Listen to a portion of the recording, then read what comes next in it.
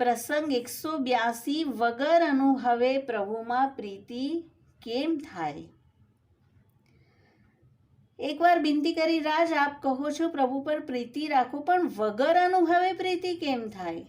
શ્રી ગોકુલેશે કહ્યું કે 3 કઠિયારા ભાઈબંધ હતા. લાકડા કાપવા જતા એકવાર એક કઠિયારો ગયો અને તેને મહોર ભરેલું પાત્ર મળ્યું અને મીઠી લાગેલી હતી. જલમાં ધોવા ગયો અને છેડો ખસી ગયો. બધી જ મહોર જલમાં વહી ગઈ. તેની તો દશા એવી થઈ ગઈ, બસ એક સરખું બોલવા લાગ્યો, હાય મોય ક્યું પાઈ? તેનો બીજો ભાઈબંધ તેની પાસે આવ્યો અને થયું કે આ શું બોલી રહ્યો છે? અને જ્યારે પૂરું વૃત્તાંત જાણ્યું તો કહ્યું કે પાઈ તો પાઈ, ધોઈ ક્યું? ત્રીજો ભાઈબંધ આવ્યો અને તેને આ વાત કરી અને તેને કહ્યું કે ધોઈ તો ધોઈ, ખોઈ ક્યું?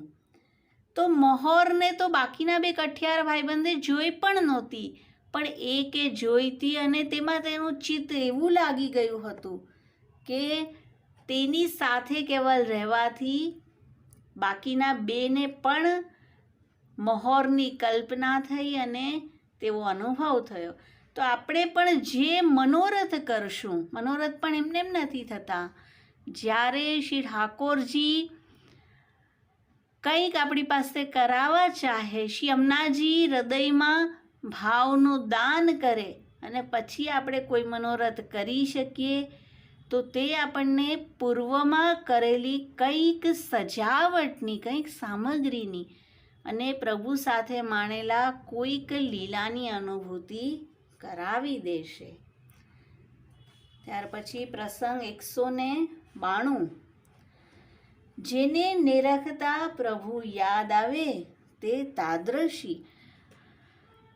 એકવાર આંગણામાં આપશ્રી બિરાજ્યા હતા. પંચોળીએ પૂછ્યું, રાજ તાદ્રશી તાદ્રશી કહીએ છીએ તે સમજતો નથી, તાદ્રશી શું હોય? આપે મુસ્કાઈને કહ્યું, તાદ્રશીને શિંગડા હોય છે. પંચોળી કશું બોલ્યા નહીં. આપે કહ્યું, પંચોળી કશું સમજ્યો? તેણે કહ્યું, ના રાજ, હું શું સમજું? જેનો સંગ થતા પ્રભુ યાદ આવે, પ્રપંચ વિસ્મૃત થઈ જાય, તે તાદ્રશી. ભક્તના મોઢા પર તેવું ભક્તિનું કે પ્રભુ પ્રત્યેના પ્રેમનું તેજ હોય કે જેને લીધે જોતા જ પ્રભુની સુધી થાય. શ્રી વિઠ્ઠલનાથ બસત જીય જાકે, તાકી રીત પ્રીત છબી ન્યારી. તો આવા તાદ્રશી ભગવદીયની રીત, પ્રીત અને છબી ન્યારી છે. તાદ્રશી એટલે પ્રભુની લીલામય જેની નજર હોય, જેને જોતા જ પ્રભુની લીલા સ્ફુરે, તે તાદ્રશી. અને તેમાં ગોવિંદ સ્વામીનો પ્રસંગ છે કે જ્યારે શ્રી ગોકુલનાથજીને પ્રસાદ લેવા માટે ખવાસ બોલાવા જતો અને શ્રી ગુસાઈજી કહેતા, તે તો કદમખંડીમાં શ્રી ગુસાઈજી ગાન કરી રહેલા કીર્તનો શ્રવણ કરી રહ્યા હશે. અને ગોવિંદ સ્વામીના કીર્તનો પણ કેવા કે જે સામે દ્રશ્ય આવે, જે જુએ, જે લીલા અનુભવ કરે અને તે ગાન કરે. અને માટે વલ્લભ શ્રી ગોકુલનાથજી તેમના કીર્તન શ્રવણ કરતા. એક કીર્તનમાં છે કે એકવાર એક કાચની ફલ વેચવા આવી. પક્વ ખજૂર, જાંબુ, બેર, પાકી ખજૂર, જાંબુ, બેર, અને સામે બધા સખાઓ છે. શ્રી ઠાકોરજી ખેલી રહ્યા છે. શ્રી ઠાકોરજી તેને કહ્યું કે અમે તારી પાસેથી લેશું. અનાજ તોલીને આપ્યું અને બધા ફળ લીધા. પાક્કા ફળ છે પણ બધા ગુટલીવાલા ફળ છે. શ્રી ઠાકોરજી આરોગી રહ્યા છે. સખાઓ માંગે છે. સુબલ, શ્રીદામા, અર્જુન બધા સખાઓ છે અને શ્રી ઠાકોરજી બધાને તો આખા ફળ આપે છે, પણ ગોવિંદ સ્વામી કે જેમનું પદ છે તેમણે માંગ્યું. અને શ્રી ઠાકોરજી કહે છે કે ના, તું તારું મોઢું ખોલ, હું સીધું તારા મુખમાં નાખીશ. અને જે ખજૂર, બેર, જાંબુના ઠળિયા હોય, ગુટલી, તે શ્રી ઠાકોરજી દૂરથી તેના મુખમાં નાખે છે. તો જેવું જેવું ગાન કરતા જાય અને તેવી લીલા પ્રગટ થતી જાય, એવા તાદ્રશી છે. તો તેનો જો આપણે શ્રવણ કરશું તો આપણો ભાવની વૃદ્ધિ થશે. પ્રસંગ 197. પ્રેમ એ જ નિર્દોષતા. પંચોળીએ પૂછ્યું, રાજ, જીવ પ્રભુ સાથે સ્નેહ કરે છે તો શ્રી મહાપ્રભુજીની કૃપા સ્નેહ કેમ જાણી શકાય? અને સ્નેહને કંઈ અપરાધ પડે તો દંડ કરે કે સ્નેહમાં ખપે? શ્રીજી એટલે શ્રી ગોકુલનાથજીએ એક લૌકિક વાત કહી કે એક બાદશાહ હતો. એક સ્ત્રી પર બહુ જ પ્રીતિ હતી. બાદશાહ તેના હાથનું પાણી પીતો અને બહુ કિંમતી રત્ન જડિત પ્યાલો માટે પાણી પીતો. એકવાર આ પ્યાલો સ્ત્રીથી ફૂટી ગયો. બાદશાહને બીક લાગી અને તે ડરીને બાદશાહ પાસે ન આવી. બાદશાહે બધી વાત જાણી અને સ્ત્રીને કહ્યું કે એક પ્યાલો ફૂટી ગયો તેમાં તું શા માટે ગભરાય છે? તારા નામ પર તો 1000 પ્યાલા વારી નાખું. આમ કહી બાદશાહે અનેક પ્યાલા તોડી નાખ્યા. તો લોકની પ્રીતિ આવી છે તો અલૌકિકની સ્નેહની તો શું વાત કરવી. અને પ્રસંગ ગોવિંદ સ્વામીનો જોઈએ કે જેવો રાજભોગ સરે શ્રીજીનો અને ગોવિંદ સ્વામી પ્રસાદ લેતા. વૈષ્ણવ ફરિયાદ કરે છે કે કૃપાનાથ આરતી પણ થવા નથી દેતા. અને શ્રી ગુસાઈજીએ ગોવિંદ સ્વામીને પૂછ્યું કે તમે કાલથી હવે શ્રીજીની આરતી થાય, તાલામંગલ થાય પછી મહાપ્રસાદ લેજો. અને બીજે દિવસે શ્રીજીએ શ્રી ગુસાઈજીને કહ્યું કે કાલે તો ગોવિંદદાસને આપે મહાપ્રસાદ લેવામાં વિલંબ કરાવ્યો તો અમને વનમાં જવામાં અવેર થઈ. અમારો ઘોડો છે ગોવિંદદાસ અને કેવા સેવક છે કે જ્યારે ઘોડો થઈને જઈ રહ્યા છે અને લઘુશંકાની બાધા થઈ અને શ્રીજીને વિનંતી કરે છે, પ્રભુ આપ તનક નીચે ઉતરો તો હું અમારો દેહ ધર્મ કરી લઉં. અને શ્રીજી ના પાડે છે કે ના, હું તો તને નહીં છોડીશ. જેવી રીતે ઘોડો કરે તેમ તું કરી લે. અને આવી અવસ્થામાં પણ શ્રીજી તેને છોડવા તૈયાર નથી. તો કેવા બધા સેવકો છે, કેવો એમનો સ્નેહ છે. પ્રસંગ 200. થોડું કરવું પણ પ્રેમથી કરવું.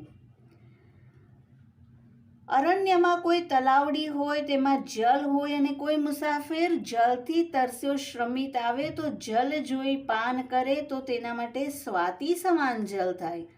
અને મૃગજળ બહુ હોય પણ તે જૂઠું છે. તો શ્રી ગોકુલનાથજી કહે છે થોડું બને પણ પ્રેમથી બને તે ફલરૂપ છે. ખૂબ કરે તેવું દેખાય પણ પ્રેમ ન હોય તો તે મૃગજલ સમાન છે. ક્યાંક મોટા મોટા ઉત્સવોના દર્શનો વગેરે કરીને જો આપણામાં ભાવમાં શિથિલતા આવી જાય કે નહીં, અમારી પાસે તો આવું સાહિત્ય નથી, અમે કઈ રીતે કરીએ, તો તે ઉલટાનો આપણો જે પણ સૂક્ષ્મ કરતા હશું તેમાં આપણે પાછા પડશું. તો ભલે થોડું કરશું પણ પ્રેમને સાક્ષી રાખીને કરીએ તો પ્રેમ દેવ તે પ્રભુને પહોંચાડે છે. પ્રેમ દેવ જ 14 લોકનો રાજા હોય. અરે પ્રભુનો પણ પ્રભુ પ્રેમ છે, તેથી પ્રભુ પ્રેમને શરણે રહે છે. બસ શ્રી ઠાકોરજી પાસે કઈ વસ્તુની કમી છે? કેવલ આપણા પ્રેમને વશ થઈને આપ આપનું ગોલોક ધામનું સુખ છોડીને આપણા માથે આવીને બિરાજ્યા છે. તો ચાહે તો છોટો સો મનોરથ પણ કરીએ પણ પ્રેમથી કરીએ. અને શ્રી ગોવિંદ સ્વામી કેવા પ્રેમના પાત્ર છે શ્રીજીના, શ્રી ગુસાઈજીના, કે જ્યારે પરદેશથી પણ શ્રી ગુસાઈજી પત્ર લખતા ત્યારે કહેતા ઓર સબ સેવકન કો આશીર્વાદ ઓર ગોવિંદાસ ભગવત સ્મરણ બાંચ્યો. તો કેટલું બધા કૃપા પાત્ર, કેટલું દાન કરી રહ્યા છે શ્રી ગુસાઈજી પણ. વાર્તા પ્રસંગ 227. શુરોજ પ્રભુની કૃપા મેળવે. જો કૃપા મેળવવી છે તો પ્રેમનું પાત્ર તો બનીએ. પ્રેમીઓની હાર પરસ્પર છે. અહીંયા પ્રેમીમાં બે કયા છે? સેવક અને સેવ્ય. તો આ બંને પ્રેમી છે, પણ બંનેની હાર પરસ્પર છે. પ્રભુનું સૌંદર્ય જોઈ ભક્ત હારી જાય અને ભક્તનો પ્રેમ જોઈ પ્રભુ હારી જાય. પુષ્ટિ ભક્તિમાં ભક્તનો પ્રેમ જોઈ પ્રભુ હારેલા જ છે. માટે શ્રી આચાર્યજીએ ગ્રંથમાં મંગલાચરણમાં હરિ શબ્દ વાપર્યો છે. પ્રભુ ભક્તને વશ્ય થઈ ભક્તને ત્યાં બિરાજે છે. અને પ્રસંગ છે, શ્રીજી અને ગોવિંદ સ્વામી રમત રમતા હતા. શ્રીજી દાવ દીધા વિના મંદિરમાં જતા રહ્યા અને પોરિયાને પણ મના કરી કે ગોવિંદદાસને નહીં આવવા દેતા. ગોવિંદદાસ બાર ઊભા ગાન કરી રહ્યા છે કે ભાજી ગયો બિના દાવ દે ગ્વાર.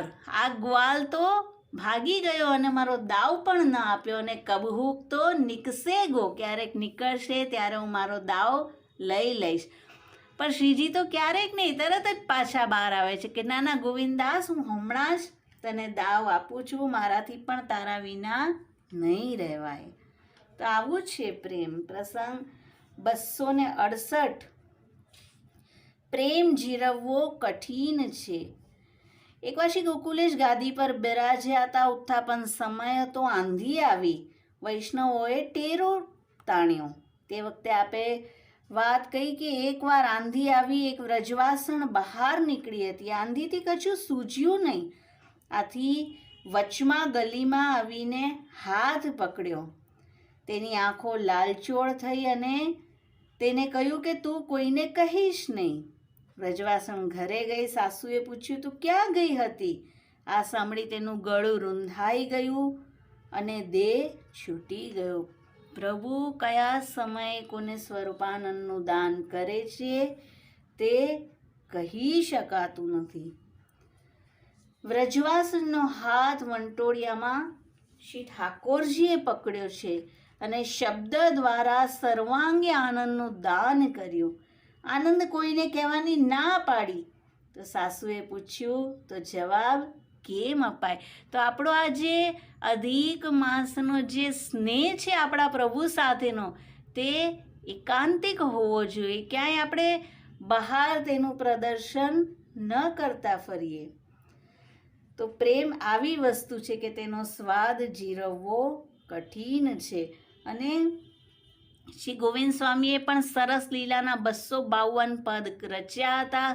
શ્રી ગુસાઈજીએ કહ્યું કે આ તો શ્રી યમુનાજીમાં વહાવી દો. અને જ્યારે ગોવિંદદાસનો હાથ પકડીને આપ ગયા છે શ્રી ગિરિરાજજીની ભીતર, ત્યારે શ્રી લલિતાજી પધાર્યા. શ્રી યમુનાજી તે જ 252 પદનું લઈને પધાર્યા છે અને ગોવિંદદાસને કહ્યું કે તેને શ્રવણ કરનારા અહીં બિરાજે છે. તો આપણે જે પણ કરીએ તે ગોપ્ય રાખીએ, બધે પ્રગટ ન કરીએ. તે પ્રેમની સાચું સ્વરૂપ છે. અને પ્રસંગ 271મો. સાચી સતીને વાગદાન પણ બસ છે. એક દિવસે એક કુંવારીના સ્નેહની વાત કરી. કુંવારી કન્યા હતી, વિવાહ કરવા ગાતા ગાતા આવતા હતા. ત્યાં 17 વર્ષનો તેનો પતિ લડાઈમાં મરાયો અને આ લડાઈમાં સર્વ માર્યા ગયા. આ વાત કુંવારી કન્યાએ જાણી. તેને બાપને કહ્યું આ કુટુંબ તો નાશ પામ્યું, મને સતી કરો.